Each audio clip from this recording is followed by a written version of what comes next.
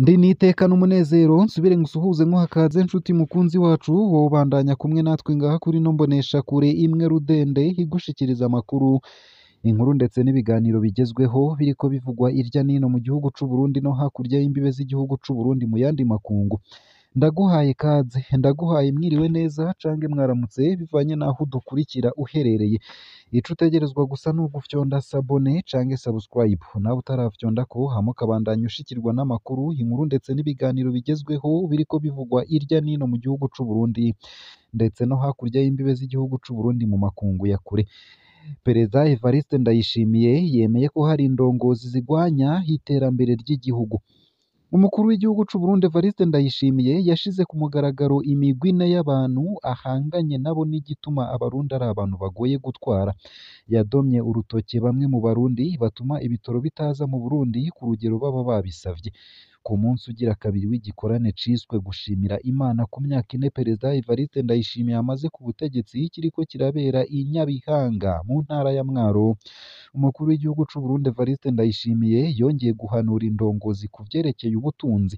Perezida Ndayishimiye avuga ko mu gihe leta y'u Burundi ikora utwigoro kugira ntihagire ibidandazwa vya nkenerwa bibura mu gihugu, haracari bamwe mu ndongozi bamenyereye kunguka vyinshi badakoze babuza ibidandazwa harimwo n'igitoro ko bitokwinjira babeshe ko intwaro igomba ikomborwe.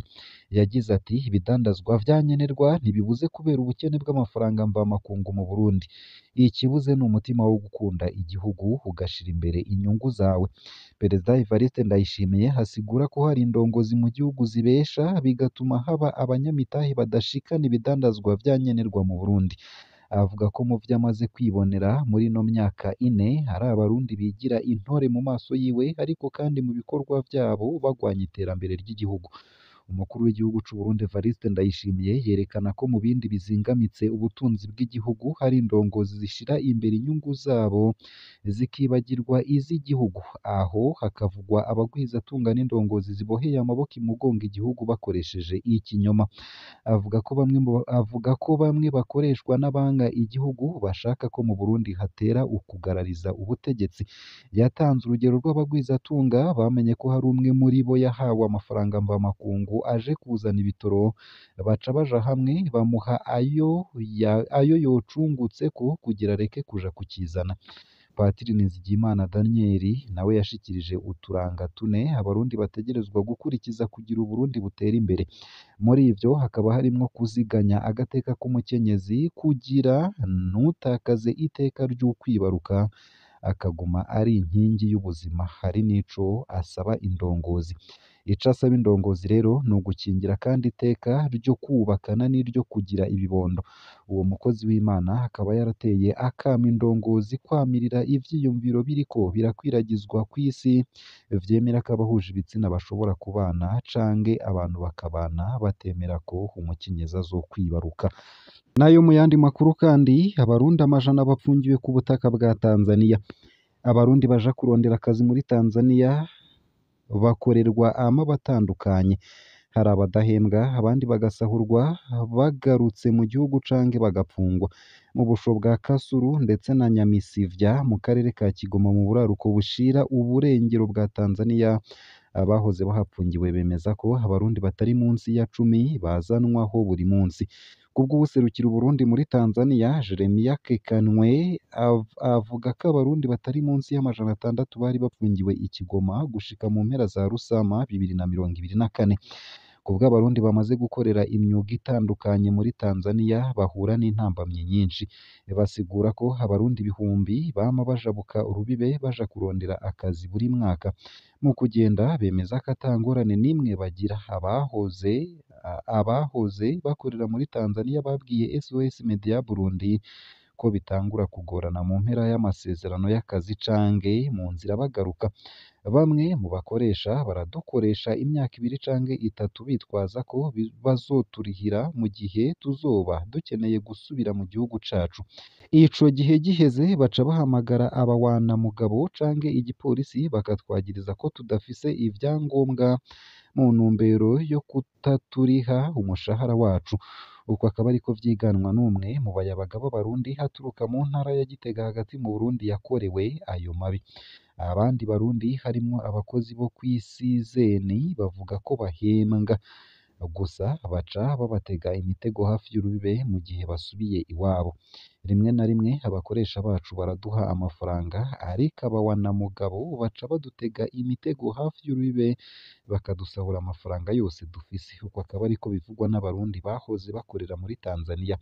Bamwe mbere baricwa bagatabwa mu ruzi Maragarazi rugabura Uburundi na Tanzania. Uko akaba ariko bavugana agashavu abanyagihugu bo mu makomine ya Mabanda, Kibago ndetse na Kayogoro mu ntara ya Makamba mu bumanuko bw'Uburundi ihana urubibe na Tanzania.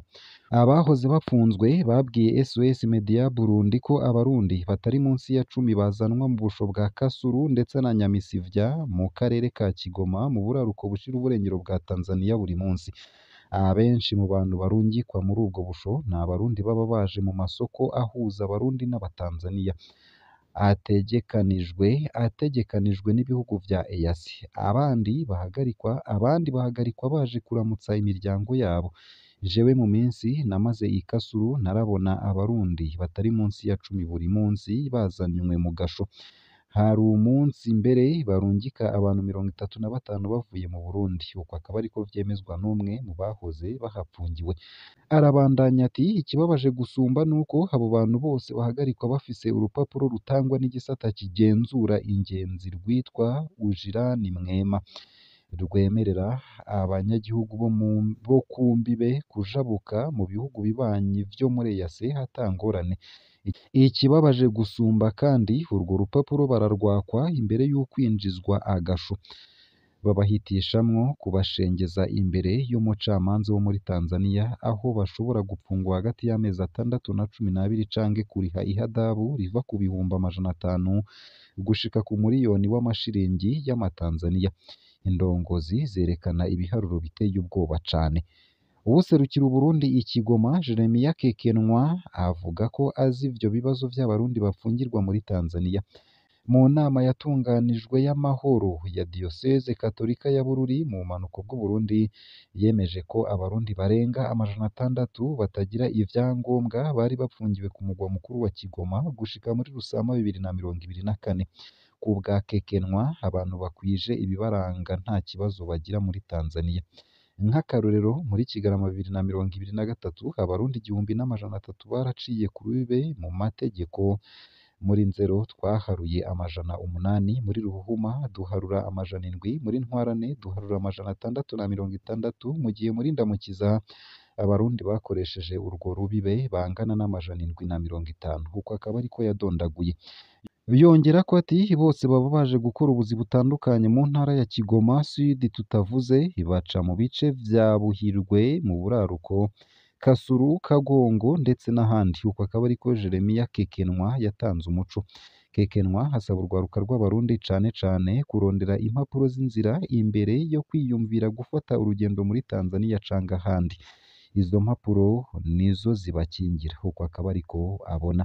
Muri iyi myaka iheze abarundi benshi baraja mu bihugu vyo mu karere nka Tanzania, Kenya, Congo canke Uganda kurondera amafaranga. Abandi benshi baja mu gice c'ubumanuko bwa Afrika muri Zambia ndetse no muri Afrika y'Epfo. Agashomeri n'ubuzima bwazimvye nizo mvo nyamukuru zituma abenshi muri urwo rwaruka ruheruka guheza amashure canke rutize ruja kurondera ubuzi.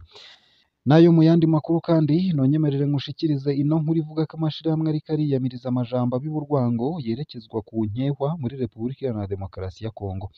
Urunani rw'abashingwamanza b'abaheba, abanyamurenge ndetse n'abatutsi bose b'abanyekongo bagiriza leta ya Kongo kubandanya ifasha mu ikwiragizwa ry'imvugo z'ibiburwango zihamagarira abandi banyekongo bo mu bundi bwoko gukumira abahema, abatutsi ndetse n'abanyamurenge bagize umurwi w'inkehwa muri Kongo. Basaba amakungu kwibanda ku kibazo c'ikumirana muri RDC. Mu itangazo urwo runani rutangaza ko igitigiri c'ivyaha bifitaniye isano n'ikwiragizwa ry'amajambo abiburwango rwiyongereye mu burere bwose bwa Kongo. ku bw'urwo rwandiko ayo mabi haribonekeza cane mu buseruko bw'ico gihugu kubera ugutana mu mitwe hagati y'abagwanyi ba M23 n'igisirikare ca Kongo. Ubu bwoko bukorwako n'Abahema, Abanyamulenge ndetse n'Abatutsi baba mu burere butandukanye bwa Nord Kivu, Sud Kivu no mu ntara ya Ituri. Ku bw'urwo runani n'ayandi mabi ndengerakamere hariko arakorwa na leta ya Kongo. Ivyo bisigura ko leta ya Kongo ifise uruhara rukomeye muri ayo mabi. Bamwe mu banyepolitike bahamagariye imirwi imwe guhama iyindi.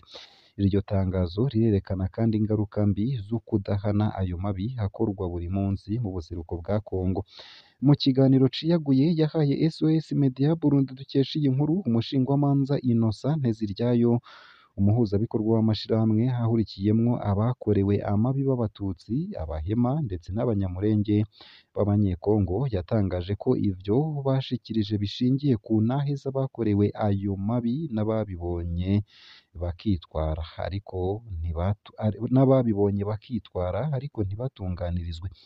Iyo myidogo igizwe n'intahe zegeranijwe ku rubuga.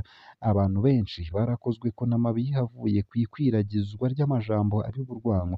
Leta ya Kongo yigira kumengo mu buseruko bwa Kongo vyose bigenda neza, ariko hari igice c'abanyagihugu bariko barakorerwa amabi atavugwa. Abantu benshi barishwe, abandi barirukanwa mu mazu yabo, abandi mbere barapfungirwa mu busho n'amabohero i Goma n'i Kinshasa. Uko akaba ariko yabagirije. Yongerako ko leta ya Kinshasa itakoze amabi gusa mu myaka 3 iheze, ariko kandi ayo mabi yariyongereye cane kuva mu mwaka w'ibihumbi 2017, igihe benshi mu banyepolitike bashigikira ayo mabi. Avuga ko n'amatungo y'abakorewe amabi nayo nyene yasahuwe. Abo muri iyo ntara, abo muri iyo miryango baba muri ico gice c'ubuseruko bwa Kongo bemeza ko bakozweko n'amabi yakozwe na bamwe mu bagize leta ya Kinshasa bafadikanije n'abandi banyepolitike, abarongoye amashirahamwe yigenga, abaharanira agateka ka zina muntu bakoresha mu gukwiragiza amajambo abiburwango ku bandi bo mu miryango ndetse n'amoko. Mu gisagara ca Goma, umugwa mukuru wa Nord Kivu nk'akarorero, imiyabaga y'Abatutsi nibo cane cane barabwa muri iki gihe abagwanyi ba M23 na FARDC babandanya bagwana. Abanyagihugu b'i Goma baritiranya umututsi wese wa M23. Uko akaba ariko vyamenyeshejwe na Vincent Tegera, umukuru w'urwaruka rw'Abatutsi mu ntara ya Nord Kivu. Benshi muri twebwe bari mu mabohero i Goma na Kinshasa ku mvo zidafashe. Urashobora guhura n'abajejwe umutekano bakakwagiriza kuri uwo muri M23 ugaca ujanwa mu gasho ubwo nyene ukarungikwa i Kinshasa. Ikiduhungabanya gusumba nuko leta yacu nayo nyene idafata ingingo zibereye mu kudukingira, na cane cane muri iki gihe c'umutekano muke uguma wibonekeza. Uko akaba ariko Innocent Nteziryayo yashimangiye. Yasavye leta ya Kinshasa n'amashirahamwe aharanira agateka ka zina muntu gukurikirana ico kibazo no kureka izo nkehwa zibe mu mahoro ndetse n'imiryango ibane neza. SOS Media Burundi ntiyashoboye kuronka indongozi za Kongo kugira ngo zigire ico zishikiriza kuri ico kibazo. Mu kwezi kwa Rusama, MONUSCO yari yatunganije inyigisho i Goma, Bukavu ndetse na Bunia zigamije guhimiriza abanyagihugu ba Nord Kivu, Sud Kivu na Ituri kugira ngo birinde gukwiragiza amajambo ahamagarira gukora amabi mu banyagihugu. Ngaha akaba ariho nsoreje ano makuru nari naguteguriye, ariko avugwa irya nino mu gihugu c'u Burundi ndetse no hakurya y'imbibe z'igihugu c'u Burundi mu makungu ya kure. Ndakwipfurije kubandanya uraruranirwa ndetse no kugira ibihe vyiza n'umunsi mwiza.